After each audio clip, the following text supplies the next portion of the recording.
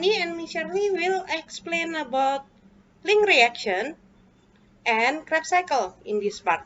Okay, for the link reaction, remember, kemarin kita sudah lihat kalau glycolysis akan menghasilkan 2 molekul pyruvate yang terdiri dari masing-masing 3 karbon. Nah, kalau ada oksigen akan terjadi yang namanya link reaction. Kalau nggak ada oksigen, stay. Ini nanti akan diteruskan jadi hal lain, ya. Tapi nanti di anaerobic respiration kita bahasnya. Kalau ada oksigen akan terjadi aerobic respiration. Ini akan disend ke mitokondria. Di dalam mitokondria, di matriks ya tepatnya, itu akan terjadi yang pertama link reaction dulu. Apa yang terjadi sebenarnya? Dari nama Indonesianya, dekarboksilasi oksidatif. Artinya karena ada oksigen, dia 1C akan dilepas. Ya, kalau kamu ingat, kemarin di rumus respiration, itu rumus respiration adalah C6H12O6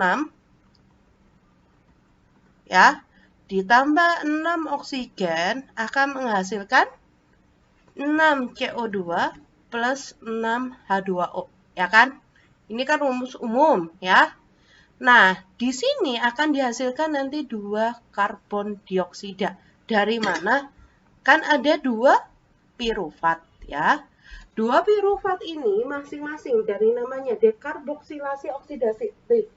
D itu artinya dilepas. Apa yang dilepas? Karbonnya masing-masing dilepas 1. Ya, jadi berapa karbon? Jadi 2 karbon.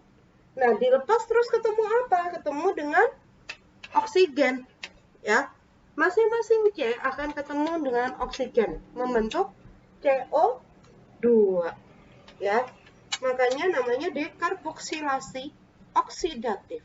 Ya, membentuk CO2. Nah, selain itu ada apa lagi? Di proses ini juga ada, sebenarnya di masing-masing ada hidrogennya. Ya, di masing-masing piruvat tadi, ini ada hidrogennya. Jadi selain CO2, dia kan ada hidrogen. Hidrogennya dijemput sama NAD. Halo, jadilah NADH. Yang satunya juga jadi NADH. Jadi ada 2 NADH yang dihasilkan, 2 CO2. Nah, tapi apakah selesai sampai segitu? Enggak. Nah, ini molekul 2 tidak bisa langsung masuk ke Krebs cycle. Dia harus ada yang namanya, ini O-nya copot 1. Dia harus ada namanya pembawanya, namanya koenzim A. Jadi anggap ini 3 adalah koenzim A. Ini akan nempel dan dia akan bawa ini, si asetil, C2-nya itu asetil, ke dalam Krebs cycle. Gitu ya. Jadi ada 3 step di situ. Yang satu, dekarboksilasi artinya karbonnya dilepas. Satu lagi, reducing NAD. Dan satu lagi, dia ditempelin koenzim A. Ya, nanti baru dibawa ke dalam Krebs cycle. Link reaction ini reaksi redoks ya. Kalau kamu lihat, di sini pyruvic acid, COOH. Ya, COO-. Ini C kan. Nah, dia akan kehilangan oksigennya. Ya, disumbang ke C-nya juga sih. Jadinya makanya CO2. Lebih tepatnya bukan disumbang ke C-nya, tapi C-nya lepas tadi kan. Nah, terus kemudian di sini kan dia akan teroksidasi ya. Sedangkan ini akan terreduce. NAD-nya akan terreduce jadi NADH. Ya, jadi ini adalah reaksi redoks juga. Jadi inputnya apa aja? Inputnya piruvat, koenzim A, dan NAD. Hasil akhirnya nanti asetil CoA, asetil koenzim A, CO2, and NADH. Gitu ya. Nah, tiap itu kan ada 1 glukos menghasilkan 2 piruvat. Jadi masing-masing piruvat tadi masing-masing jadi asetil CoA. Jadi ada 2 asetil CoA. Ya, kalau saya gambarkan di paint kurang lebih seperti ini. Ya. Jadi tadi piruvat itu 3 karbon.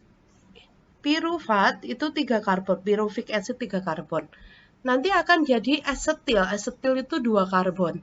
Nah, reaksinya apa? Reaksi yang menjadikan dia 2 karbon itu adalah reaksi lepasnya C.